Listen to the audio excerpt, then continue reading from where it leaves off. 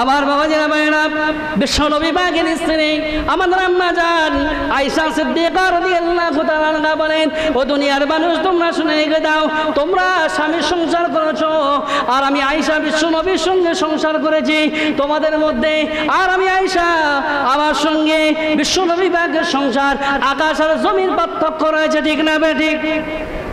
আম্মা জান আয়েশা বলেন, ও দুনিয়ার মানুষ তোমরা শুনে রেখে দাও, আমি আয়েশা জানিয়ে দিয়ে দিলাম বিশ্ব নবীর সঙ্গে আমি আয়েশা যখন বিবাহ বন্ধনে আবদ্ধ হয়েছিলাম, বিশ্ব নবী আমার কোনো দিনের জন্য একদিনের জন্য ধমক দিয়ে কোনো দিনের জন্য কথা বলেননি। আমার বাবা যারা ভাইরা আম্মা জান আয়েশা বলে, দুনিয়ার মানুষ তোমরা শুনে রেখে দাও, আমি আয়েশা জানিয়ে দিয়ে দিলাম বিশ্ব নবী সাল্লাল্লাহু আলাইহি সাল্লাম যেদিন বাড়িতে গোশত নিয়ে আসতেন আমি আয়েশা ভালো করে রান্না করতাম, বিশ্ব নবী আমার বলতেন, ও আয়েশা তুমি ওই গোশতের হাঁড়িটা নিয়ে আসো, আমরা দুইজনে আজকে একই সঙ্গে একই থালায় বসে খাবো। আম্মা জান আয়েশা বলতেন, ইয়া রাসূলুল্লাহ ইয়া হাবিবাল্লাহ হুজুর আপনি একা একা খেয়ে নিন, আমি আয়েশা পরে খাবো। আল্লাহ নবী বলতেন, না না আয়েশা তুমি তোমার থালাটা নিয়ে এসো আর আমি রাসূলুল্লাহ তোমার থালায় একসঙ্গে দুজনে মিলে খাবো, মহান আল্লাহ রাব্বুল আলামিন আমাদের উপরে খুশি রাজি হয়ে যাবে।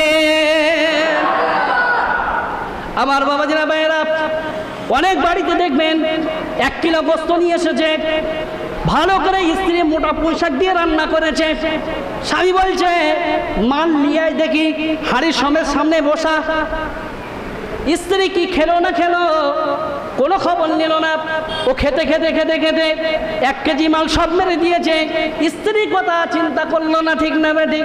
আর তোমার স্ত্রী বাড়ি গেলে বাংলার মতো মুখ 5 করবে না তো কি 10 করবে, ঠিক না বেঠিক? আমার বাবা যারা ভাইরা ভালো করে শুনে রেখে দিন, আমার আপনার স্ত্রীকে যদি আমি আপনি বলি ওকে আমার স্বাধীন স্ত্রী জীবনে কোনোদিন তোর কোনো বেলকুনি ফাঁক দইনি, আই দেখি আজকে দুজন মিলে এক থালায় খাবো, মহান আল্লাহ খুশি হয়ে যাবে। আপনার আমার স্ত্রী বলবে, ওগা আমার সাথের স্ত্রী, ওগা আমার সাথের স্বামী, তোমার থালায় আমি খেতে পারবো না, তোমার এটা খেলে আমার ক্যান্সার হবে, টিবি রোগ হবে, তুমি খৈনি খাও, তুমি বিড়ি খাও, সিগারেট খাও, তুমি লাল পানি রাত্রির বেলা গিলে বাড়ি ফেরো, তোমার এটা খাওয়া যাবে না, ঠিক নাই? স্বামীর এটা খাবে? ও তো লাল পানি কারবার। এই আপনাদের এখানে আছে লাল পানির কারবার টারবার আছে নাকি? একটা আড্ডা পাওয়া যাবে নাকি? রাত্রের বেলা খেয়ে রাস্তা দিয়ে যাচ্ছে মানে সব রাস্তা আমার, ঠিক না বেটি? ওর বাপ জানা তৈরি করেছিল রাস্তা। আমার বাবা যারা ভাইরা আম্মা জান আমিনা বলেন, আম্মা জান আয়েশা সিদ্দিকা রাদিয়াল্লাহু তাআলা আনহা বলেন, ও বাপ অসুবিধা হচ্ছে আপনাদের? তাহলে এত আওয়াজ করলে হবে না। ও বাপ বন্ধ করে দেব? যদি বলেন বন্ধ করে দিচ্ছি অসুবিধা নেই, আর যদি বলেন হোক তাহলে চালাবো। আমার একটা নীতি আছে বাপ, শ্রোতাদেরকে কষ্ট দিয়ে আমি কোনোদিন বক্তব্য করি না। হবে হবে হবে একটু হবে হবে। ওই বাবু যে কথাবার্তা বলছে না বাপ, ওই জায়গায় মনে হচ্ছে আজাজিল এসেছে। ওই শয়তানকে দূরভীত করতে হবে, শয়তানকে তাড়ানোর 1 নম্বর মন্ত্র হলো আল্লাহ নামের তাকবীর, ঠিক না ঠিক? এটা জোরে সোরে দেন তো, নারে তাকবীর। এই আওয়াজে আপনাদের ওই জীবনতলা পর্যন্ত গেছে, এখন জীবনতলা পার হয়নি, এটা জোরে সোরে দেন নারে তাকবীর। এটা বোদরা পর্যন্ত গেছে, আমাদের ঘটপুকুর পার করে দিতে হবে আপনাদের। একটু জোরে সোরে দেন ফাইনাল তাকবীর। এই যখন ফুটবল খেলা হয়, ক্রিকেট খেলা হয়, তখন কি হয়? ফাইনাল সেমিফাইনাল দুটো থাকে না বাপ? চলুন সেমিফাইনাল হয়েছে, এবার ফাইনাল তাকবীরটা দেখে নেই আপনাদের। নারে তাকবীর, দরুদ শরীফ আল্লাহুম্মা। জি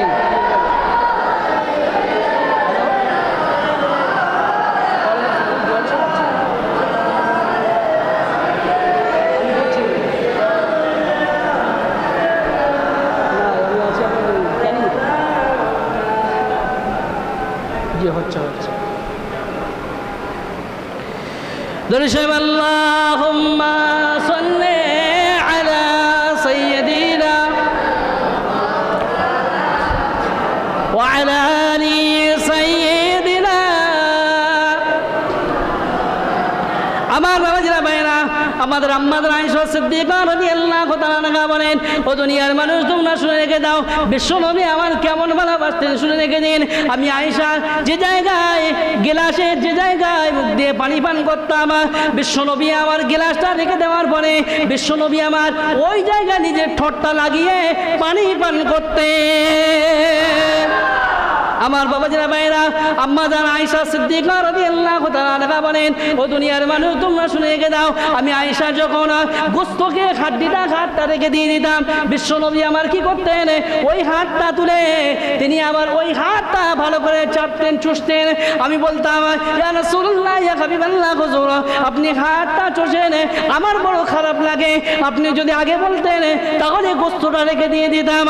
আল্লাহ নবী বলতেন, ও আয়েশা শোনো, আমি রাসূলুল্লাহ সাল্লাল্লাহু আলাইহি সাল্লাম গোশত খাওয়ার জন্য হাতটা চুষি না, আমি হাতটা এই কারণে চুষি, মহান আল্লাহ রাব্বুল আলামিন তোমার আর আমার মধ্যে ভালোবাসা যেন বাড়িয়ে দিয়ে দেয়। ও বাপ, জীবনে করেছেন? আমার চাচাগুলো বলছে, হাই রে আল্লাহ, এতদিন পরে এই বক্তা নিয়ে আসিসনি কেন? আজকে তোর চাচি আর শুতে দেয় না। ও বাপ, আমার দোষ না বাপ, আমার বাপ বিয়ে করেছিল লেটে, আমি এসেছি লেটে, আপনাদের এলাকায় এসেছি লেটে, ঠিক না বেটি? আমার বাবা যারা ভাইরা, ভুলামাই বুঝবেন না, বিশ্বনবী মুহাম্মদ সাল্লাল্লাহু আলাইহি সাল্লাম যখন নিজের স্ত্রীর ঘরে প্রবেশ করলেন, আয়েশা সিদ্দিকা রাদিয়াল্লাহু তাআলা আনহা আমাদের আম্মা জান, বিশ্বনবী সবচেয়ে নিজের স্ত্রী আয়েশা রাদিয়াল্লাহু তাআলা আনহাকে বেশি ভালোবাসতেন, ঠিক না বেটি? বিশ্বনবী আমার আয়েশাকে ডাকতেন, ইয়া হুমায়রাতা, হে আমার লাল টুকটুকে রমণী, ঠিক না বেটি? বিশ্বনবী আমার 11টা বিয়ে করেছিলেন বাপ, সমস্ত মহিলারা বিবাহিত ছিল। বিশ্বনবী আমার একজন মহিলাকে বিবাহ করেছিলেন, সেই মহিলাটা ছিল অবিবাহিত, উনি অন্য কেউ নয়, উনি হলেন আমাদের আম্মা জান হযরত আয়েশা সিদ্দিকা রাদিয়াল্লাহু তাআলা আনহা। বিশ্বনবী আমার আয়েশার ঘরে একদিন প্রবেশ করার পরে বিশ্বনবী আমার আয়েশা সিদ্দিকা রাদিয়াল্লাহু তাআলা আনহার জানুর উপরে মাথা রেখে বিশ্বনবী আমার গল্প গুজব করছেন। এক পর্যায়ে আমাদের আয়েশা সিদ্দিকা রাদিয়াল্লাহু তাআলা আনহা বিশ্বনবীকে বললেন, ইয়া রাসূলুল্লাহ, ইয়া হাবিবাল্লাহ, হুজুর আপনি বলুন তো দেখি, আপনার কাছে একটু প্রশ্ন করতে চাই। আল্লাহ নবী বললেন, আয়েশা কি প্রশ্ন করতে চাও? আল্লাহ নবীকে বললেন, ইয়া রাসূলুল্লাহ, ইয়া হাবিবাল্লাহ, হুজুর আমি আয়েশা আমার বড় জানতে ইচ্ছা হয়, আপনার ইন্তেকালের পরে আপনার কবরটা কোন জায়গায় হবে? আপনি যদি আমাকে দয়া করে বলতেন, আমি আয়েশা বড় খুশি হয়ে যেতাম। আল্লাহ নবী বললেন, ও আয়েশা ভালো করে শুনে রেখে দাও, আমি রাসূলুল্লাহ জানিয়ে দিয়ে দিলাম, তুমি দুই একটা জায়গার নাম বলো তো দেখে, আমি রাসূলুল্লাহ একটু শুনতে চাই আগে। আমাদের আম্মা জান আয়েশা সিদ্দিকা রাদিয়াল্লাহু তাআলা আনহা বললেন, ইয়া রাসূলুল্লাহ, ইয়া হাবিবাল্লাহ, হুজুর আমি আয়েশা আমার মনে হয় আপনার ইন্তেকালের পরে আপনার কবরটা হয়তো বাইতুল্লাহ শরীফের পাশে, কাবা শরীফের পাশে হয়তো হয়ে যাবে। আল্লাহ নবী বললেন, ও আয়েশা তোমার কথা সঠিক হলো না, ও আয়েশা আরেকটা জায়গার নাম বলো দেখে।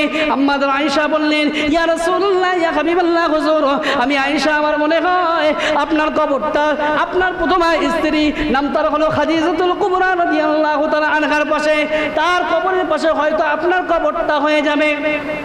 আল্লাহ নবী বললেন, ও আয়েশা এটা হলো না। আল্লাহ নবী আবার বললেন, ও আয়েশা আর একটা জায়গার নাম বলো দেখি। 3 নম্বরে আম্মা জান আয়েশা সিদ্দিকা রাদিয়াল্লাহু তাআলা আনহা বললেন, ইয়া রাসূলুল্লাহ, ইয়া হাবিবাল্লাহ, হুজুর আমি আয়েশা আমার মনে হয় আপনার কবরটা আপনার পিতামাতা যে জায়গায় শুয়ে আছে, মাকামে আবু নামক জায়গা বাবলা প্রান্তরে, ওই জায়গায় হয়তো আপনার কবরটা হয়ে যাবে। আল্লাহ নবী বললেন, ও আয়েশা তোমার 3টে জায়গার নাম একটাও হলো না। আল্লাহ নবীকে বললেন, ইয়া রাসূলুল্লাহ, ইয়া হাবিবাল্লাহ, হুজুর আমি আয়েশা একটা জায়গার নাম বলে যাব আর আপনি না না বলে যাবেন। ইয়া রাসূলুল্লাহ, ইয়া হাবিবাল্লাহ, হুজুর আমি আয়েশা আমার বড় জানতে ইচ্ছা করছে। ইয়া রাসূলুল্লাহ, ইয়া হাবিবাল্লাহ, হুজুর আপনার ইন্তেকালের পরে আপনার যে জায়গায় দাফন হবে ওই জায়গার নামটা একটু দয়া করে বলেন। আল্লাহ নবী বললেন, ও আয়েশা শুনে রেখে দাও, আজকে যেমন তোমার উরুর উপরে মাথা রেখে আমি রাসূলুল্লাহ যেমন তোমার সঙ্গে গল্প গুজব করছি, ও আয়েশা আমি রাসূলুল্লাহ যদি আমার ইন্তেকালটা যদি এইভাবে হয়, আমার মৃত্যুটা যদি এইভাবে হয়, ও আয়েশা তোমার ঘরের ভিতর কি আমি রাসূলুল্লাহ আমার কবরটা কি দেবে? আমাদের ঘরের স্ত্রীগুলো দেবে? বললে তোমার মুখে আর কথা ছিল না, মুখ পোড়া কথা কারে ওই কথা বলে। ঘরের মধ্যে কবর দেওয়া যায় নাকি? ঘরের মধ্যে কবর দিলে কি হবে? আরে খাটের তলায় তোমার কবর হবে, খাটের উপর আমি শুয়ে থাকবো, রাত্রিবেলা যদি ফট করে তুমি আমার জড়িয়ে ধরো স্বপ্নের মাধ্যমে, তাহলে সারা জীবনের সব ভালোবাসা চটে যাবে, ঠিক না বেটা? যদি বলেন আমার কবর কোন জায়গায় দিবে, আপনার সাথে স্ত্রী বলবে ও আমার সাথে স্বামী তোমার কবরটা ওই জায়গায় দেব। আমাদের গ্রামের বাড়িতে যে জায়গায় পুকুর রয়েছে, পুকুরের উপরে একটা ঢিবা রয়েছে, তার উপরে একটা বাঁশবাগান রয়েছে, যে বাঁশবাগানে ছেলে মেয়েরা ছোট ছোট ছেলে মেয়েরা পেশাব করে, ওই জায়গায় তোমার কবরটা দেব, যাতে করে পুকুরে থালা বাসন সকালবেলা মাজতে গেলে যেন তোমার কবরটা চোখে কোনা দিনের জন্য না পড়ে, ঠিক না বেটা? এই তো আমাদের ভালোবাসা, ঠিক না বেঠিক? আমার বাবাজিরা ভাইরা, আমাদের আয়েশা সিদ্দিকা রাদিয়াল্লাহু তাআলা আনহা বললেন, ইয়া রাসূলুল্লাহ, ইয়া হাবিবাল্লাহ, হুজুর আপনার লাশটা কোনের জন্য আমি আয়েশা আমার ঘরের মধ্যে থেকে বাড়তে দেব না। আমি আয়েশার কথা দিয়ে দিলাম, আপনার লাশটা আমার ঘরের মধ্যে দাফন করে দিয়ে দেব। আমার বাবাজিরা ভাইরা, সফর মাসের 28 তারিখে শেষ করে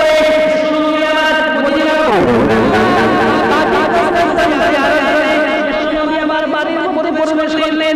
বাড়ির মধ্যে প্রবেশ করার পরে অসুস্থ হয়ে গেলেন। বিশ্বনবী সাল্লাল্লাহু আলাইহি সাল্লাম বিছানা থেকে আর উঠতে পারছেন না, শরীরটা অত্যন্ত খারাপ।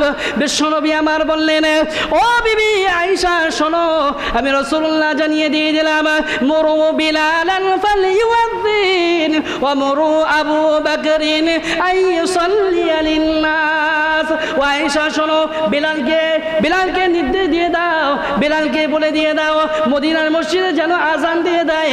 আর তোমার আব্বা যেন আবু বকরকে বলো আমি রাসূলুল্লাহ আমার জায়গায় দাঁড়িয়ে যেন সাহাবা কিরামদের নামাজের ইমামতিটা করে।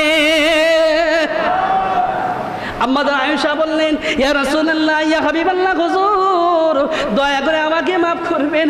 আমার আব্বাজান আবু বকর অত্যন্ত নরম হৃদয়ের মানুষ, কোমল হৃদয়ের মানুষ, তিনি আপনার জায়গায় দাঁড়িয়ে দাঁড়িয়ে ইমামতি করতে পারবে না। আল্লাহ নবী আবার বেহুশ হয়ে গেলেন, আবার হুঁশ ফিরে আসলো। বিশ্ব নবী আবার বললেন, ও বিবি আয়েশা শোনো, মুরু বিলালান ফালইউযাযিন ওয়া মুরু আবু বকরিন আইয়ুসাল্লি লিন-নাস। ও আয়েশা বিলালকে বলো মদিনার মসজিদে আযান দিতে, আবু বকরকে বলো মদিনার মসজিদে নামাজের ইমামতি করতে। বিশ্বনবী আবার অসুস্থ হয়ে গেলেন। এইভাবে কয়েকদিন কেটে গেল। বাপ বিশ্বনবী আমার তার ইন্তেকালে বেশ 3 দিন আগে তিনি ইমামতি করেছিলেন। বাপ সেই নামাজটা ছিল মাগরিবের নামাজ। ওই মাগরিবের নামাজে তিনি সূরা আল মুরসালাত তেলাওয়াত করেছিলেন। বাপ বিশ্বনবী আমার নামাজের পরে মেম্বারে উপবিষ্ট হলেন। মেম্বারে উপবিষ্ট হওয়ার পরে সাহাবা কিরামদের মাঝে বক্তব্য করলেন। আবার বিশ্বনবী আমার সাহাবা কিরামদের কাঁধে ভর দিয়ে ঘরের মধ্যে প্রবেশ করলেন। বিশ্বনবী সাল্লাল্লাহু আলাইহি সাল্লাম ঘরের মধ্যে তশরিফ আনলেন। বিশ্বনবী আমার ওই সময় অন্যান্য স্ত্রীদেরকে ডাকলেন, ও আমার সাথে স্ত্রীরা শোনো, আমি রাসূলুল্লাহ আমার শরীরটা অত্যন্ত খারাপ, আমি রাসূলুল্লাহ সাল্লাল্লাহু আলাইহি সাল্লাম তোমাদের ঘরে একদিন করে পালা সিস্টেম করে তশরিফ আনতাম, তোমাদের ঘরে থাকতাম। আমি রাসূলুল্লাহ জানিয়ে দিয়ে দিলাম, আমি রাসূলুল্লাহ আমার মনটা চাইছে যে কদিন আমার শরীরটা অসুস্থ থাকে আমার সবচেয়ে প্রিয় স্ত্রী আয়েশার ঘরেতে আমি রাসূলুল্লাহ থাকতে চাই। সমস্ত স্ত্রী এক বাক্যে বলেছিলেন, ইয়া রাসূলুল্লাহ, ইয়া হাবিবাল্লাহ, হুজুর আপনি যে কথা বলেছেন আমরা সকলে আপনার কথাকে সাদরে মেনে নিয়ে নিলাম। আর আমাদের ঘরে যদি একটা দুটো সতীন থাকে মানবে? মর তোকে 2 ভাগ করবো কেটে। এই বলবে না মানে তুমি যে দুনিয়ার জমিনে কি মাল ছিলে, দুজন স্ত্রী হারে হারে টের পেয়েছে, ঠিক না বেটি? ওই জন্য বলছে তুই একবার মরে দেখ, মরার পরে তোর কি অবস্থা করবি।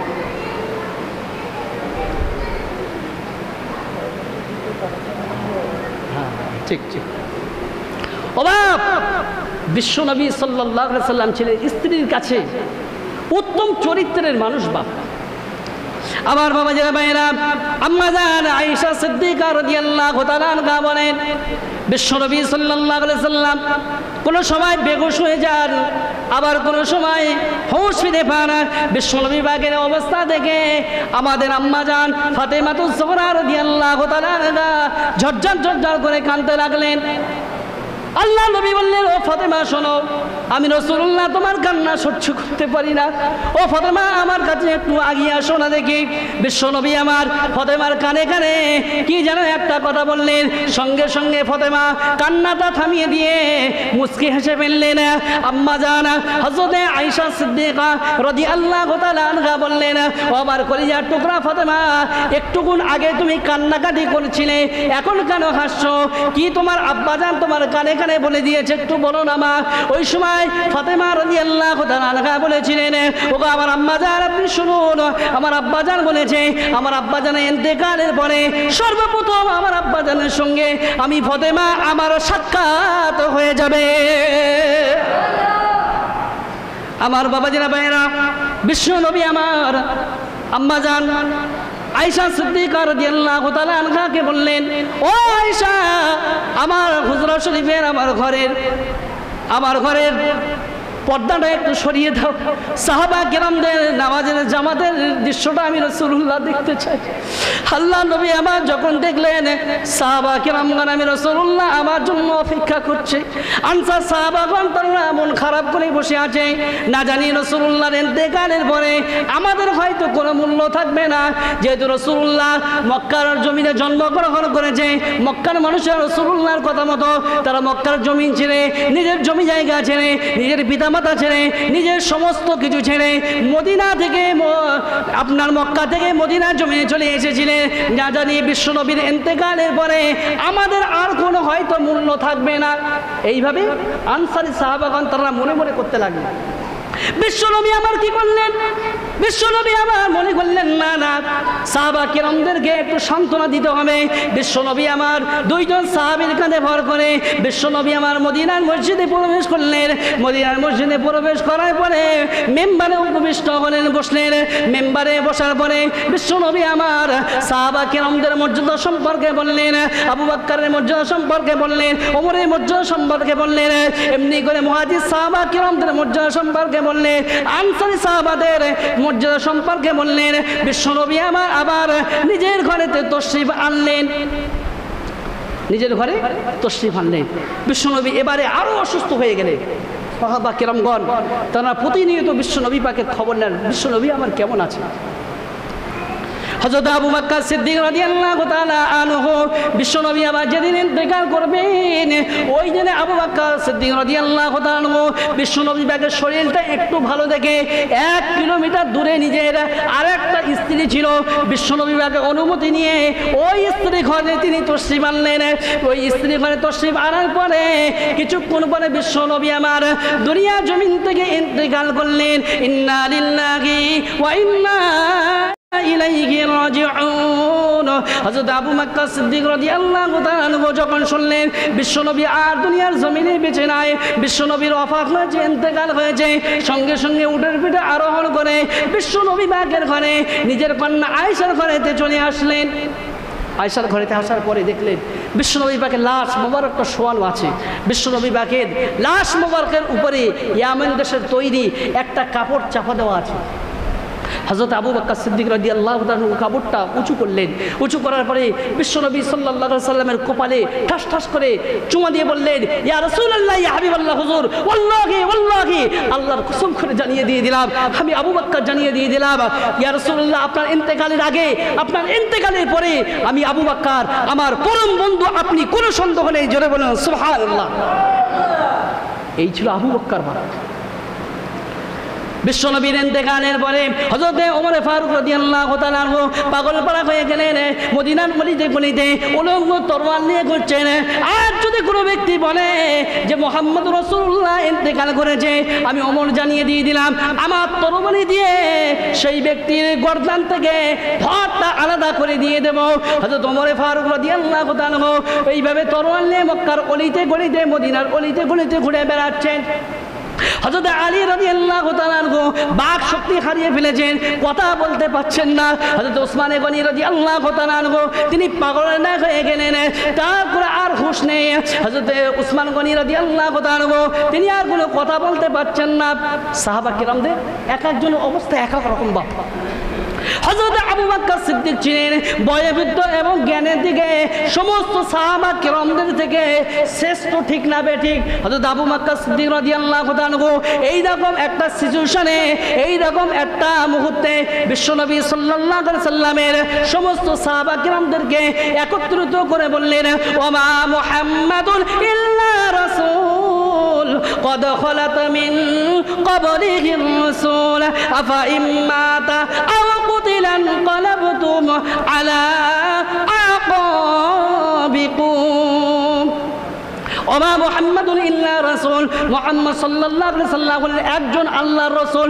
তার আগে অনেক রাসূল পৃথিবীর জমিনে এসেছিলেন, তারা দুনিয়ার জমিন থেকে গত হয়ে গিয়েছেন, চলে গিয়েছেন, ঠিক না বেঠিক? মুহাম্মদুর রাসূলুল্লাহ সাল্লাল্লাহু আলাইহি সাল্লামেরও ইন্তেকাল হয়েছে, তিনি আমাদের মাঝে চিরকাল চিরদিন থাকবে না, ঠিক না বেঠিক? আমার আল্লাহ পাক বললেন, কুল্লু নাফসিন যায়িকাতুল মাউত, প্রত্যেকটা নফসকে মৃত্যুর স্বাদ গ্রহণ করতে হবে। তাই মুহাম্মদ সাল্লাল্লাহু আলাইহি সাল্লামকে আল্লাহ রাব্বুল আলামিন মৃত্যুর স্বাদ গ্রহণ করিয়েছিলেন, ঠিক না বেঠিক? ও বাপ, কেউ নিস্তার পেয়েছে? ফেরাউন, হামান, সাদ্দাত, করুন, কেউ মৃত্যুর হাত থেকে রেহাই পেয়েছে? বাপ, যারা নিজেদেরকে বড় বড় বাদশা মনে করত, নিজেদেরকে খোদা বলে দাবিও করেছে, তারাও মৃত্যুর হাত থেকে রেহাই পেয়েছে? আল্লাহ বলছে, মৃত্যু থেকে কোথায় যাবি রে বান্দা? সুদীর্ঘ লোহার পিঞ্জার করবি, সেখানে লুকিয়ে থাকবি? আমি আল্লাহ পাক বলছি, শোন, আইনামা তাকুনু ইদরিকুমুল মাউতু ওয়ালাউ কুনতুম ফি বুরুজিম মুশাইয়াদা। কোরআন জানিয়ে দিয়ে দিলেন, বান্দা তোমরা যেখানে থাকো না কেন, সুদীর্ঘ পিঞ্জারের মধ্যে যদিও অবস্থান করো, মৃত্যু থেকে পালায়ন করে যদিও লুকিয়ে থাকো, মৃত্যু সেই জায়গায় গিয়ে অ্যাটাক করবে, মৃত্যুর হাত থেকে কেউ রেহাই পাবে না, ঠিক না বেঠিক? বিশ্বনবী সাল্লাল্লাহু আলাইহি সাল্লাম তিনি ইন্তেকাল করলেন, তার গোসল দেওয়া হলো। বিশ্বনবী পাকের জানাজার নামাজ কে পড়িয়েছিল? বাবা কে পড়িয়েছিল? হ্যাঁ, একটু বলবেন? বিশ্বনবী পাকের জানাজার ইমামতি কে করেছিল? বিশ্বনবীর জানাজার ইমামতি কেউ করেনি। বাপ, সবাই একা একা জানাজার নামাজ পড়েছিলেন। প্রথমে তার আহলে বায়েত, তার পরিবারের মানুষেরা তার জানাজা নামাজ পড়েছিলেন, তারপরে সাহাবা কেরামগণ, তারপরে অন্য এইভাবে পরস্পর তারা একা একা বিশ্বনবী পাকের জানাজার নামাজ পড়েছিলেন, ঠিক না বেঠিক? এইবারে আসলে বাপ, বিশ্বনবী পাকের মাজার কোন জায়গা হবে, তার দাফন কোন জায়গায় করা হবে? মক্কার মানুষেরা বলল, না, বিশ্বনবী আমাদের মধ্যে জন্মগ্রহণ করেছিল, আমাদের মক্কায় নিয়ে গিয়ে আমরা দাফন করব। মদিনার মানুষেরা বলছে, না, মক্কার মানুষদের অত্যাচারে অতিষ্ঠিত হয়ে বিশ্বনবী আমার 622 খ্রিস্টাব্দে হিজরত করে মদিনার জমিনে চলে এসেছিলেন, এই জায়গায় বিশ্বনবী পাকের মাজার হবে। আবু বকর সিদ্দিক রাদিয়াল্লাহু তাআলা আনহু মক্কা এবং মদিনার মানুষদের মধ্যে মীমাংসা করলেন। কি মীমাংসা? হাদিস শরীফ, শামাইলে তিরমিজি শরীফের হাদিস। হযরত আবু বকর সিদ্দিক রাদিয়াল্লাহু তাআলা আনহু বললেন, ও আল্লাহর নবী পাকের মুহাজির সাহাবীগণ, ও আনসার সাহাবীগণ, তোমরা শুনে রেখে দাও, সামিতু মির রাসূলিল্লাহি সাল্লাল্লাহু আলাইহি সাল্লাম মা নাসিতু। ও সাহাবা কিরামগণ, তোমরা শুনে রেখে দাও, আমি রাসূলুল্লাহর মুখ থেকে একটা বাণী শ্রবণ করেছি, আজ পর্যন্ত আমি আবু বকর সেই কথাটা ভুলিনি। জোরে বলুন সুবহানাল্লাহ। কি কথা?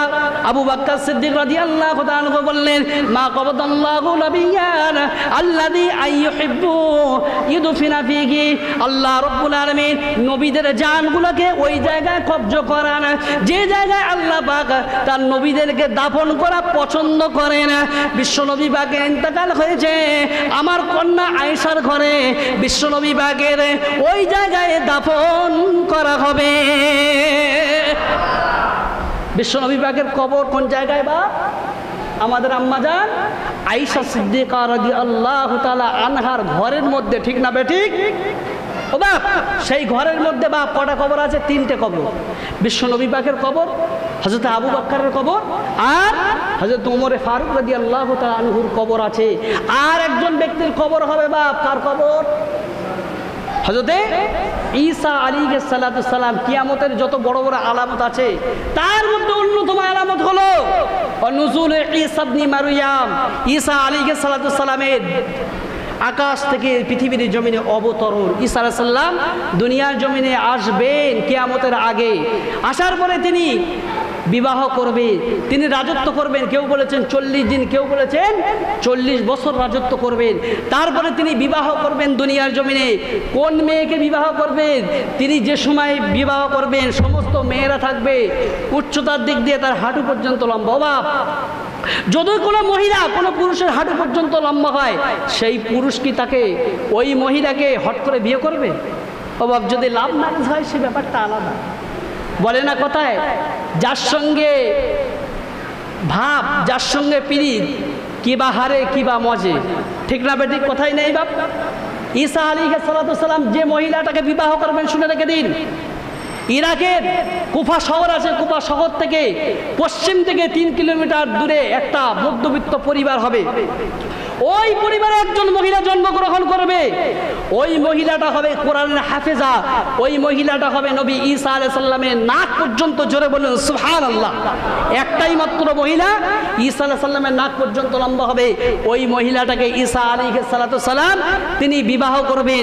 দুনিয়ার জমিনে এসে তিনি দাজ্জালকে হত্যা করবেন। দাজ্জালকে কোথায় হত্যা করবেন? হাদিস শরীফের মধ্যে এসেছে ওয়ায়াকতালুদ দাজ্জালা বিমাকামি লুদ। অপর বর্ণনা এসেছে ওয়ায়াকতালুদ দাজ্জালা বিবাবি লুদ। লুদ নামক দরজায়, কেউ বলেছেন লুদ নামক জায়গায় ঈসা আলাইহিস সালাম দাজ্জালকে হত্যা করবেন। সেই লুদ নামক শহরটা তৈরি হয়ে গেছে বাপ, আজ থেকে কয়েক শত বছর আগে ইহুদিরা তৈরি করে ফেলেছে। আর যে জায়গায় ঈসা আলাইহিস সালাতু সালাম দাজ্জালকে হত্যা করবেন, যে গেটে, ওই গেটটাও তৈরি হয়ে গেছে। ওই গেটের উপরে লেখা আছে দি পিস অফ কিং উইথ লিমাজিয়া, আমাদের শান্তির দূত। ইহুদিরা তাদের গেটে লিখেছে যে জায়গায় ঈসা আলাইহিস সালাম দাজ্জালকে হত্যা করবেন, ওই গেটে লেখা আছে যে আমাদের শান্তির দূত এই দরজা দিয়ে প্রবেশ করবে। ঈসা আলাইহিস সালাম ওই জায়গায় হত্যা করবেন দাজ্জালকে। আমার বাবাজিরা ভাইরা, অনেক ঘটনা রয়েছে বাপ, বলে শেষ করা যাবে না বাপ। ও বাপ, আপনাদের কাছে একটা দাবি করব বাপ, আপনাদের মসজিদের উন্নতি কল্পের জন্য আপনারা সকলে খুশি আছেন না বেজার আছেন? একটু হাত তোলেন তো, কারা কারা খুশি আছেন বাপ? হাত তোলেন। আল্লাহর ঘর আপনার ঘর নয়, আপনার চাচার ঘর নয়, আপনার বাপের ঘর নয়, এটা কার ঘর? আল্লাহর ঘর। দুনিয়ার জমিনে শ্রেষ্ঠ ঘর। রাসূল কারীম সাল্লাল্লাহু আলাইহি সাল্লাম বললেন, দুনিয়ার মধ্যে শ্রেষ্ঠ জায়গা হলো শাররুল বিকাই আসওয়াকুহা, নিকৃষ্ট জায়গা হলো বাজার। আর দুনিয়ার মধ্যে ওয়া খায়রুল বিকাই মাসাজিদুহা, দুনিয়ার মধ্যে উৎকৃষ্ট জায়গা হলো আমি আল্লাহ পাক আমার ঘর। জোরে বলেন সুবহানাল্লাহ। আপনাদের মসজিদ আল্লাহর ঘর, এই ঘরের দুতলা ছাদ হয়েছে, ঠিক না বেঠিক? হয়নি? ও বাপ, অনেক দেনদার, অনেক দেনা রয়েছে। আপনার এতগুলো মানুষ, আপনাকে চান যে আল্লাহর ঘরের দেনা থাকবে? আমরা দুনিয়া জমিনে থাকতে আল্লাহর ঘরের দেনা থাকবে, আমরা কি মেনে নেব? কিয়ামতের দিন আল্লাহর কাছে জবাব দিয়ে করতে পারবেন বাপ? পারবেন? আমি আপনি পারবো না বাপ। আপনাদের কাছে খুব বেশি আবেদন করবো না বাপ, সামান্য বাপ 1000 টাকা করে আবেদন করবো বাপ।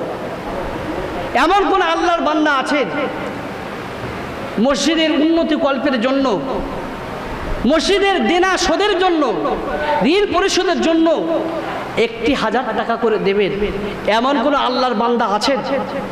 আল্লাহর ঘরে মসজিদে আল্লাহকে সাক্ষী রেখে ওয়াদা করতে পারবেন? একজন আল্লাহর বান্দা বলেন, তার জন্য আমি সর্বপ্রথম খাস করে দোয়া করব। কি নাম বাপ?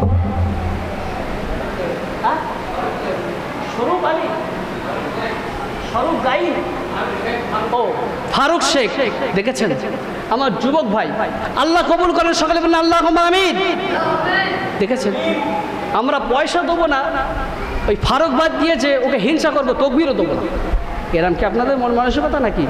এটা জোরে সোরে তাকবীর না, নারে আল্লাহ পাক যেন আমার ফারুক ভাইকে কবুল করেন, সকলে বলুন আল্লাহুম্মা আমিন।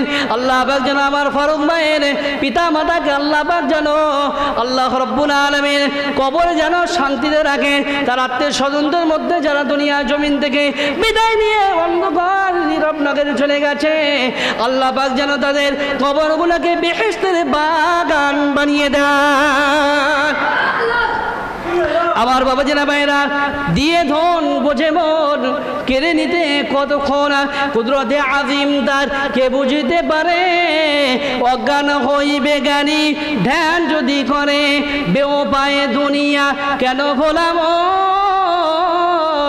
দিবানিশে করো তুমি খোদাকে স্মরণ, গোনাগে পড়িয়া গেলি ওগে বেসরণ, কিয়ামতের দিন তুই করিলি নিগমন, পানি পানি পড়ে তুই পড়ে কাঁপি কাঁপি, ওরে শালি তাড়াতাড়ি দেবে তালা চাপি, ঠিক না ঠিক? যখন আপনি মৃত্যুবরণ করতে যাবেন, মৃত্যুর যন্ত্রণায় মৃত্যুর যাতনায় আপনার পিপাসা পাবে, আপনি যখন পানি পানি করে কাতরাবেন, আপনার সন্তান সন্তানে তারা আগে ধনদৌলত সামলানোর জন্য ঘরে তালা মারবে, বাক্সয় তালা মারবে, ঠিক না ঠিক? আমার বাবা জানা ভাইরা, তোর জনে অন্যজন উড়াইবে বাগার, তুই হবি খোরাক মাটির উপকার, ঠিক না ঠিক? আমি আপনি দুনিয়া জমিন থেকে চলে যাব, আমার রেখে যাওয়া 10টা দোকান, আমার রেখে যাওয়া 10 বিঘে জমি, আমার রেখে যাওয়া মার্বেল দেওয়া, এমনি করে প্যারিস করা 2 তালা বাড়িয়ে আমার সন্তান সন্ততিরা নাতি পুতিরা তারা ভোগ করবে, ঠিক না ঠিক? আর আমি কবরে শুয়ে শুয়ে খোরা খাবো পোকার আর মাটির, ঠিক না ঠিক? তাই আমার বাবা জেনা ভাইরা, দুনিয়া জমিনে থাকতে থাকতে বাবা আল্লাহর রাস্তায় দান করে যান, আল্লাহর ঘরে মসজিদে দান করলে কিয়ামতের ময়দানে মাশরে এই মসজিদ আল্লাহর দরবারে আমার আপনার জন্য সাক্ষ্য দেবে, ঠিক না ঠিক? আমার বাবা জেনা ভাইরা, আরেকজন ব্যক্তি বলেন, আমার বাবা জেনা ভাইরা 2 নম্বর কোন আল্লাহর বান্দা আছেন, আল্লাহর ঘর মসজিদের জন্য 1000 টাকা দেবে, 1000 টাকা দেবে, তার নামটা লিপিবদ্ধ করা হবে, আমি আল্লাহর কাছে খাস করে তার জন্য দোয়া করব, আল্লাহ পাক যেন ওই আমার যুবক ভাইয়ের এবং বাবাজির ব্যবসায় যেন আল্লাহ পাক উন্নতি দান করেন, আপাত বিপদ মুসিবতকে আল্লাহ পাক যেন দূরীভূত করে দেন। বলেন কোন আল্লাহর বান্দা আছেন, বলেন একজন বলেন। বাপ ও বাপ, শয়তান চাইবে, আর শয়তানু ইয়াইদুকুমুল ফাকরা ওয়া ইয়া'মুরুকুম বিল ফাহশা, পবিত্র কোরআনে 3 নম্বর পারা সূরার নাম সূরা বাকারার মধ্যে আল্লাহ পাক বললেন, শয়তান বলবে এই খবরদার দান করবি না, করবি না, করবি না, তুই ফকির হয়ে যাবি, ভিখারি হয়ে যাবি, আর কি করবে, মানুষদেরকে অসৎ পথের নির্দেশ প্রদান করবে, ঠিক না ঠিক? কোন আল্লাহর বান্দা আছেন 1000 টাকা দেবেন শয়তানের মুখে জুতো মেরে, আল্লাহর ঘরে মসজিদে বসে শয়তানের মুখে জুতো মেরে, আর 1000 টাকা কেউ দিতে পারবেন? বলেন কোন আল্লাহর বান্দা আছেন বলেন, যে শয়তানের মুখে জুতো মেরে আল্লাহকে সন্তুষ্ট করার জন্য, রসুলকে খুশি করার জন্য আল্লাহর ঘরে মসজিদে বসে বসে ওয়াদা করব, আল্লাহ তোমার ঘর উন্নতির জন্য 1000 টাকা দান করব। বলেন একজন আল্লাহর বান্দা বলেন, বলেন ও বাবা বলেন। আমার বাবা যারা ভাইরা, দান করলে কোনোদিন কমে না, দান করলে সদা সর্বদা বেড়ে যায়। আল্লাহর কোরআন বলছে, দুনিয়ার মানুষ তোমরা শুনে রেখে দাও, আল্লাযীনা ইউনফিকুনা আমওয়ালাহুম ফি সাবিলিল্লাহি কামাসালি হাববাতিন আমবাতাত সাবআ সানাবিলা ফি কুল্লি সুম্বুলাতিন মিয়াতু হাব্বা।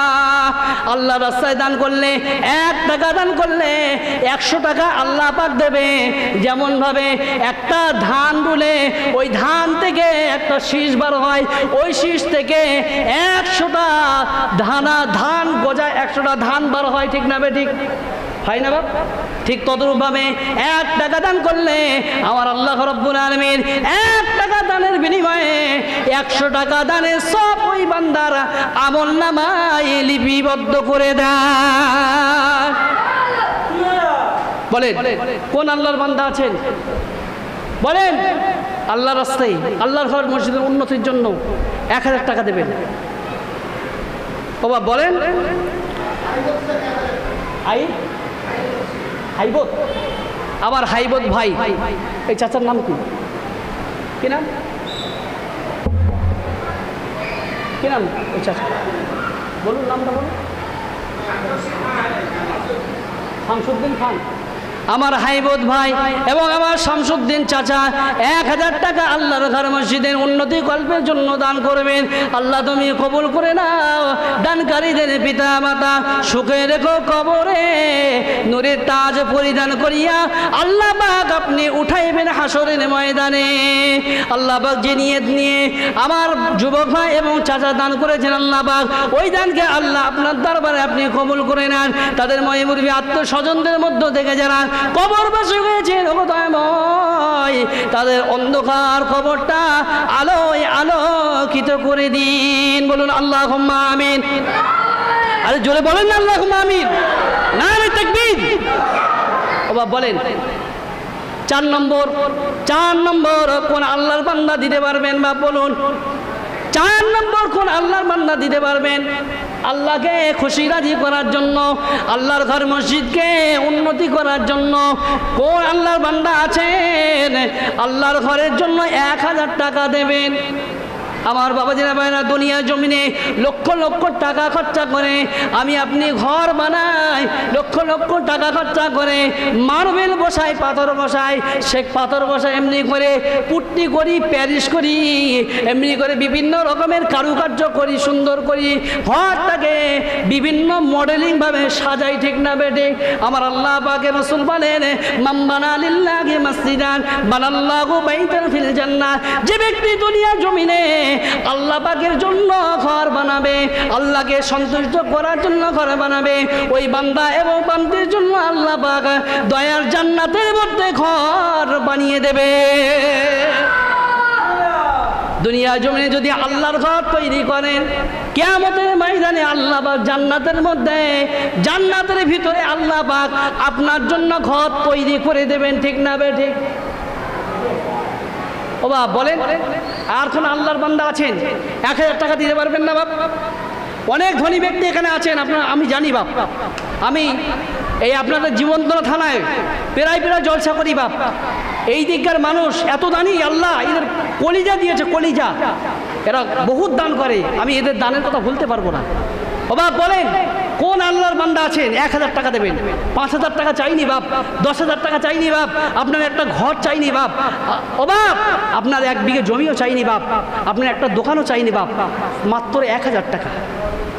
1000 টাকা কোন আল্লাহর বান্দা আছেন বলেন? ও বাপ বলেন 1000 টাকা মাত্র। বলেন 4 নম্বর বলেন। তোরা দে জাকাত, দে জাকাত, তোরা দে রে জাকাত, জাকাত না দিলে তোরা পাবি না নাজাত। ধনী তোমরা খাবে সুখে, গরিব গুলো মরবে দুঃখে। ধনী তোমরা খাবে সুখে, গরিব গুলো মরবে দুঃখে। গজব দিবেন তাদের উপর স্বয়ং খোদা পাক।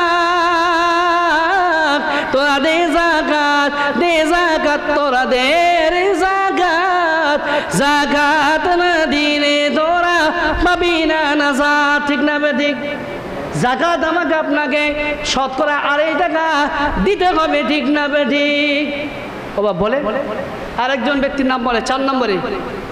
কোন আল্লাহর বান্দা আছেন বলেন যে আল্লাহকে খুশি করার জন্য আমার মা আছে কবরে, বাপ আছে অন্ধকার গহীন কবরে শুয়ে আছে, যে ঘরে নাই বাতি, যে ঘরে নাই বিছানা, যে ঘরে নাই কোনো আলো, যে ঘরে নাই কোনো বাতাস, সেই অন্ধকার গহীন কবরটা আলোয় আলোকিত করার জন্য আল্লাহ আপনার ঘর মসজিদে 1000 টাকা দান করলাম।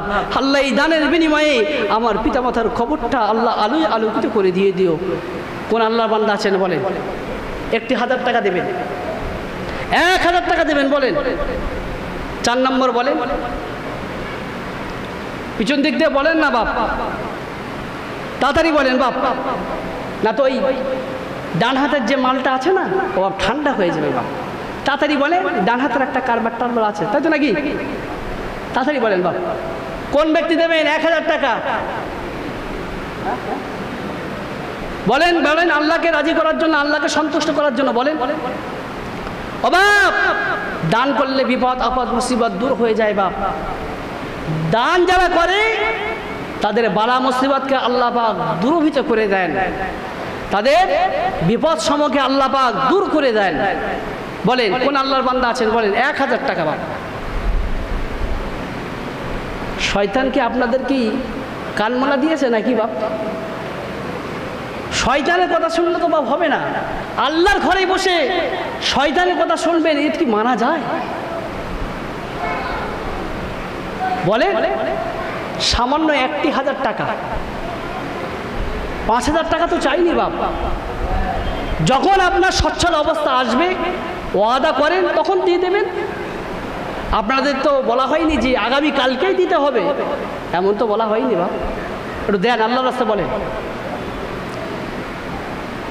বলেন একজন ব্যক্তির নাম বলেন। 4 নম্বরে কোন আল্লাহর বান্দা আছেন বলেন, তাড়াতাড়ি বলেন বাপ, তাড়াতাড়ি বলেন। আমার বাবা দান করলে কোনোদিন দানের মাল কমে না বাপ। দান করলে আল্লাহ পাক বিপদ এবং মুসিবতকে দূরীভূত করে দেন। একটি উদাহরণ দিয়ে যাচ্ছে আপনাদের সম্মুখে বাপ। নবী সুলাইমান আলাইহিস সালাতু সালাম বলে একজন নবী ছিলেন, যে নবীকে আল্লাহ পাক তাম পৃথিবীর বাদশাহিত্ব দান করেছিলেন, ঠিক না বেঠিক? নবী সুলাইমান আলাইহিস সালাতু সালামের দরবারে একদিন একটি পাখি এসে শিকায়েত করলো, ও নবী সুলাইমান শুনে রেখে দিন, আপনার একজন উম্মতি আমার বাসা থেকে ডিম পেড়ে নিয়ে প্রত্যেক দিন খেয়ে ফেলে। ও নবী সুলাইমান আপনি এর ফয়সালা করুন, আপনি এর বিচারটা করে দিন। নবী সুলাইমান আলাইহিস সালাতু সালাম বললেন, যাও চলে যাও, আমি নবী সুলাইমান আমার কাছে বিচার দিয়েছো যতক্ষণ আমি এর ফয়সালা করে দিয়ে দেব। নবী সুলাইমান আলাইহিস সালাতু সালাম ওই ব্যক্তিকে ডাকলেন, ডাকার পরে ওই ব্যক্তিকে বললেন, তুমি ওই পাখির বাসা থেকে প্রত্যেক দিন কেন ওই পাখির ডিমটা পেড়ে খেয়ে নাও কেন, এর কারণটা কি? ওই ব্যক্তিকে বললেন, নবী সুলাইমান আলাইহিস সালাতু সালাম বললেন, আজ যেন কোনোদিন ওই পাখির বাসা থেকে ডিম পেড়ে যেন আর কোনোদিন তুমি খাবে না। ওই ব্যক্তিকে বলার পরে আবার ওই ব্যক্তি কি করলেন, দ্বিতীয় দিন আবার গেলেন, আবার দ্বিতীয় দিন ওই বাসা থেকে ডিমটা পেড়ে আবার পুনরায় খেয়ে নিয়ে নিলেন। ওই পাখি আবার নবী সুলাইমানের দরবারে গিয়ে অভিযোগ করলো, হে আল্লাহ নবী সুলাইমান, ওই আপনার উম্মতি আবার ওই আমার বাসা থেকে ডিম পেড়ে আবার খেয়ে নিয়েছে, আপনি কেমন বিচার করেছেন? নবী সুলাইমান আলাইহিস সালাম এরপরে বললেন, যাও চলে যাও, আর কোনোদিন তোমার বাসা থেকে ডিম নিয়ে খাবে না। নবী সুলাইমান আলাইহিস সালাম তার বসে আল্লাহ পাক জিনদেরকে করে দিয়েছিলেন, তার আয়াতের মধ্যে আল্লাহ পাক জিন জাতিকে করে দিয়েছিলেন। নবী সুলাইমান আলাইহিস সালাম একজন জিনকে ডাকলেন, ডাকার পরে বললেন, অমুক জায়গায় একটা গাছ আছে, অমুক গাছে একটা পাখির বাসা আছে, অমুক পাখির বাসাটা তুমি গিয়ে চৌকি দেবে, তুমি গিয়ে একটু নজরে রাখবে। ওই যে ব্যক্তিটা চলে যাচ্ছে ওই ব্যক্তি প্রত্যেক দিন ওই পাখির বাসা থেকে ডিম পেড়ে খেয়ে নেয়। আজকে যখন ওই পাখির বাসা থেকে ডিমটা পাড়তে যাবে তুমি এমন তাকে ধাক্কা দেবে যাতে করে ওর হাড় গুড্ডি সব ভেঙে চুরমার হয়ে যায়। নবী সুলাইমান আলাইহিস সালামের কথা মতো জিন কি করলেন, পরের দিন ওই গাছের গোড়ায় গিয়ে রেডি। ওই ব্যক্তি গাছে উঠতে যাবেন, ভালো করে শুনুন, ওই ব্যক্তি গাছে উঠতে যাবেন, হঠাৎ করে একজন ফকির আসলো। আল্লাহ পাক কোরআনের মধ্যে বললেন, ওয়াম্মাসাইলা ফালা তানহার, যখন তোমাদের কাছে কোনো ফকির আসবে ওই ফকিরকে কোনো দিনের জন্য তোমরা ফিরিয়ে দেবে না। ওই ব্যক্তি কি করলেন, গাছে ওঠার আগে কিছুটা উঠেছিল, গাছে ওঠার আগে ওই জায়গা থেকে নেমে এসে ওই ভিখারিকে কিছু দান করে আবার গাছে উঠলেন। গাছে ওঠার পরে আবার ডিমটা নিলেন, নেওয়ার পরে গাছ থেকে নেমে আসলেন, নেমে আসার পরে আবার ওই ডিমটা আগের মতো খেয়ে নিয়ে নিলেন। আবার পরের দিনে পাখিটা গিয়ে নবী সুলাইমানের কাছে গিয়ে বিচার দিয়েছে, হে নবী সুলাইমান, আপনি তো বললেন আর কোনো দিন বাসা থেকে ডিম নিয়ে আর ওই ব্যক্তি খাবে না, আপনি কি বিচার করছেন বুঝতে পারছি না। নবী সুলাইমান আলাইহিস সালাম ওই জিনকে ডাকলেন, ডাকার পরে বললেন, তোমাকে যে দায়িত্ব দিয়েছিলাম ওই গাছটাকে পাহারা দেওয়ার জন্য, চৌকি দেওয়ার জন্য, নজরবন্দি করার জন্য, তুমি কেমন দায়িত্ব পালন করেছো বলো। ওই সময় নবী সুলাইমানকে বললেন, হে আল্লাহর নবী সুলাইমান, আমাকে দয়া করে মেহেরবানি করে ক্ষমা করে দিন। ওই ব্যক্তি যখন গাছের কিছুটা দূরে উঠেছে, ওঠার পরে একজন ভিখারি যে এসেছে, ওনার কাছে যখন ভিক্ষা চেয়েছে, ওই ব্যক্তি গাছ থেকে পুনরায় নেমে এসে ওই ব্যক্তিকে ভিক্ষা দিয়ে আবার পুনরায় গাছে উঠেছে। এরপরে আমি যখন ওকে ধাক্কা দিতে যাব, গাছ থেকে ফেলে দিয়ে যেতে যাব, তখন দেখতে পেলাম দুইজন সাদা পরিহিত কাপড়, দুইজন সাদা কাপড় পরিহিত ব্যক্তি আমাকে এমন জোরে ধাক্কা দিয়েছে, আমি অনেক দূরে গিয়ে পড়ে গিয়েছি। নবী সুলাইমান আলাইহিস সালাম কারণ জানতে পারলেন না, যারা আল্লাহর রাস্তায় দান খয়রাত করে তাদের বিপদ আপদে আল্লাহ রাব্বুল আলামিন হেফাজত করে। ঠিক না ঠিক? যদি দান না করতো ওই ব্যক্তি, তাহলে ওই জিন এমন মার মারতো, ওর হাড় হাড্ডিগুলো সব ভেঙে যেত। ঠিক না ঠিক? ও বাপ, সেই জন্য আল্লাহর রাস্তায় দান করলে আপনার বিপদ আপদ মুসিবত সব আল্লাহ পাক দূরীভূত করে দেবে। ঠিক না ঠিক? বলুন কোন আল্লাহর বান্দা আছেন 4 নম্বরে বলুন আল্লাহর ঘরের জন্য 1000 টাকা দেবেন? 1000 টাকা দেবেন বলুন, বলেন তাড়াতাড়ি বলেন বাপ, দোয়া করে দিয়ে দেবো বাপ, তাড়াতাড়ি বলেন 1000 টাকা দেবেন বাপ, তাড়াতাড়ি বলেন। ও বাপ,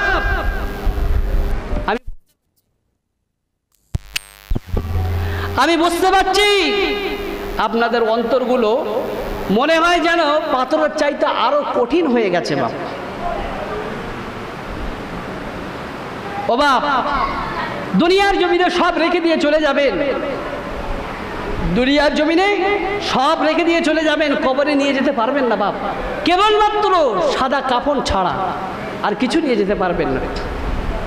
বিশ্বনবী সাল্লাল্লাহু আলাইহি ওয়াসাল্লাম যখন মদিনার মসজিদ তৈরি করার জন্য সাহাবা কিরামদেরকে বললেন, ও আমার সাহাবা কিরামগণ, আমি রাসূলুল্লাহ সাল্লাল্লাহু আলাইহি ওয়াসাল্লাম জানিয়ে দিয়ে দিলাম, আমি রাসূলুল্লাহ মদিনার জমিনে একটা মসজিদ করতে চাই, দেখো তো বাবা কোন জায়গাটায় মসজিদ করলে ভালো হয়। বিশ্বনবী আমার একটা জায়গা দেখলেন, এই জায়গাটা মসজিদ করলে খুব সুন্দর হবে, খুব ভালো হবে। বিশ্বনবী আমার খবর নিয়ে দেখলেন ওই জায়গাটা কোনো মুসলমানের জায়গা নয়, ওই জায়গাটা একজন ইহুদি ব্যক্তির জায়গা। কার জায়গা? একজন ইহুদি ব্যক্তির জায়গা। বিশ্বনবী সাল্লাল্লাহু আলাইহি সাল্লাম ওই ইহুদি ব্যক্তির কাছে গেলেন, যাওয়ার পরে ওই ইহুদি ব্যক্তিকে বললেন, ও ইহুদি ভাই, তোমার ওই যে জায়গা আছে ওই জায়গাটা আমাকে দিয়ে দাও না, যদি ফিরিয়ে না দাও তাহলে আমি অল্প টাকা দেবো, তোমাকে কিছু টাকা দেব, ওই টাকার বিনিময়ে তুমি আমাকে ওই জায়গাটা দিয়ে দেবে, আমি ওই জায়গায় আল্লাহর ঘরে একটা মসজিদ তৈরি করব।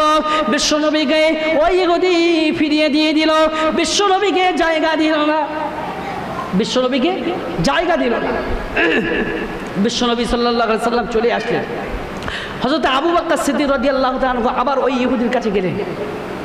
হযরত আবু বকর সিদ্দিক রাদিয়াল্লাহু তাআলা আনহু ওই ইহুদি ব্যক্তির কাছে গিয়ে বললেন, আপনার যে জায়গাটা আছে ওই জায়গাটার কত মূল্য দিতে হবে বলুন, ওই জায়গাটা আমাদের খুবই প্রয়োজন, বিশ্বনবী দয়ার সাগর রাহমাতাল লিল আলামিনের খুবই পছন্দ হয়েছে, ওই জায়গায় আল্লাহর ঘরে মসজিদ করা হবে, আপনি কত টাকা নেবেন, দয়া করে ওই জায়গাটা আমাদেরকে দিয়ে দিন। ওই ইহুদি ব্যক্তি আবু বকর রাদিয়াল্লাহু তাআলা আনহুকে ফিরিয়ে দিয়ে দিলেন। এরপরে হযরত ওসমান গনি রাদিয়াল্লাহু তাআলা আনহু বিশ্বনবী পাকের দরবারে আসলেন। বিশ্বনবী পাকের দরবারে আসার পরে বিশ্বনবী পাকের মনটা অত্যন্ত মলিন হয়ে গেছে, খারাপ হয়ে গেছে। হযরত ওসমান গনি রাদিয়াল্লাহু তাআলা আনহু মনটা খারাপের কারণ জানতে পারার পরে বিশ্বনবী সাল্লাল্লাহু আলাইহি সাল্লামের দরবার থেকে ওই ইহুদি ব্যক্তির কাছে চলে গেলেন। ওই ইহুদি ব্যক্তির কাছে যাওয়ার পরে ওই ইহুদি ব্যক্তিকে গিয়ে বললেন, ও ইহুদি ভাই, তোমার ওই যে জায়গা আছে ওই জায়গাটা কত টাকার বিনিময়ে, কত দিরহাম দিনারের বিনিময়ে তুমি আমাদের কাছে বিক্রি করবে? হযরত ওসমান গনি রাদিয়াল্লাহু তাআলা আনহু যাকে আল্লাহ পাক এত ধন সম্পদ দিয়েছিলেন, যাকে গণী বলা হয়, ধনী বলা হয়, সাহাবা কিরামদের মধ্যে যাকে সবচেয়ে বেশি ধনী ব্যক্তি বলা হয়, ঠিক না ঠিক? হযরত ওসমান গনি রাদিয়াল্লাহু তাআলা বললেন, ও ইহুদি ভাই শোনো, তুমি যত টাকা নেবে নাও, আমার কোনো দুঃখ নাই, আমার কোনো অনুতাপ নাই। আমার জীবনের যত জিন্দাগিতে উপার্জিত অর্থ সম্পদ রয়েছে, আমার যত টাকা পয়সা রয়েছে, ধন সম্পদ রয়েছে, সমস্তগুলো আমি ওই জমির বিনিময়ে তোমাকে লিখে দিয়ে দেব। তবু আমার ওই জমিটা লাগবে যে জমিটা বিশ্বনবী মুহাম্মদুর রাসূলুল্লাহর পছন্দ হয়েছে। ওসমান গনির কি অন্তর, কি কলিজা ছিলেন, বুঝতে পারছেন? বাবা বুঝতে পারছেন? ওসমান গনি রাদিয়াল্লাহু তাআলা কি কলিজা, আর আমার কলিজা কি, একটু চিন্তা করেন বাপ। বলেন 4 নম্বরে কোন আল্লাহর বান্দা আছেন 1000 টাকা দেবেন? সাহাবা কিরামগণ আল্লাহর ঘর মসজিদ করার জন্য দুনিয়া যা ছিল সব দান করে দিয়েছে। আপনাদের কাছে 1000 টাকা চাচ্ছি বাপ, 1000 টাকা মাত্র বাপ। কোন আল্লাহর বান্দা নেই? 1000 টাকা দেবেন বাপ। ও বাপ 500 করে টাকা দেবেন, 5 জন ব্যক্তি বলেন বাপ, 500 করে টাকা বলেন বাপ, 500 করে টাকা দেবেন, মাত্র 500 টাকা বাপ। 500 টাকা বাপ কিচ্ছু নয় বাপ, একদিনের ইনকাম বাপ। আল্লাহর ঘর মসজিদের জন্য দেবেন, এর বদলা, এর জাযা, এর প্রতিদান আল্লাহ রাব্বুল আলামিন আপনার কবরে পৌঁছে দেবেন, কোনো সন্দেহ নেই বাপ। আল্লাহ নবী বললেন, ও দুনিয়ার মানুষ তোমরা শুনে রেখে দাও, আমি মুহাম্মদ সাল্লাল্লাহু আলাইহি সাল্লাম জানিয়ে দিয়ে দিলাম, দুনিয়া জমিনে 3টে আমল রয়েছে, মানুষ ইন্তেকালের পরেও তার কবরে কিয়ামত পর্যন্ত পৌঁছে দেওয়া হয়, ঠিক না ঠিক? আল্লাহ নবী বললেন, ইযা মাতাল ইনসানু ইনকাতা আনহু আমালুহু ইল্লা মিন সালাসাতিন, ইল্লা মিন সাদাকাতিন জারিয়া আও ওয়ালাদিন সালিহিন ইয়াদউ লাহু। আল্লাহ নবী বললেন, ও দুনিয়ার মানুষ তোমরা শুনে রেখে দাও, মানুষ যখন দুনিয়া জমিনে ইন্তেকাল করে তার সমস্ত আমলের দরজা বন্ধ হয়ে যায়, কেবলমাত্র 3টে আমলের দরজা ছাড়া। 1 নাম্বার হলো দুনিয়া জমিনে যদি কেউ সাদকা জারিয়া করে যায়, ওই সাদকা জারিয়া আল্লাহ পাক কিয়ামত পর্যন্ত আপনার কবরে পৌঁছে দিয়ে থাকে। 2 নম্বর নবী বললেন, ও দুনিয়ার মানুষ তোমরা শুনে রেখে দাও, আমি মুহাম্মদ সাল্লাল্লাহু আলাইহি সাল্লাম জানিয়ে দিয়ে দিলাম, দুনিয়া জমিনে আও ইলমিন ইনতাফাউ বিহি, যদি দুনিয়া জমিনে কোনো বান্দা যদি ইলম অর্জন করে যায়, ইলমের জ্ঞান যদি অর্জন করে, তার দ্বারা যদি অন্য মানুষেরা উপকৃত হয়, ওই ইলমের জাযা, ওই ইলমের পুরস্কার কিয়ামত পর্যন্ত আল্লাহ পাক ওই বান্দার কবরে পৌঁছে দিয়ে থাকেন। 3 নম্বর হলো আও ওয়ালাদিন সালিহিন ইয়াদউ লাহু, দুনিয়া জমিনে যদি নেক সন্তান তৈরি করে যেতে পারে, ওই নেক সন্তানের সব জাযা বদলা আল্লাহ পাক কিয়ামত পর্যন্ত কবরে পৌঁছে দিয়ে থাকে। ও বাপ আপনাদের রাগ হচ্ছে? তাহলে সুবহানাল্লাহর আওয়াজ কমে যাচ্ছে কেন বাপ? আমি জানি রাত যত ভারী হয়, ঘড়িতে 12টা বেজে গেলে মানুষের 12টাও বেজে যায়।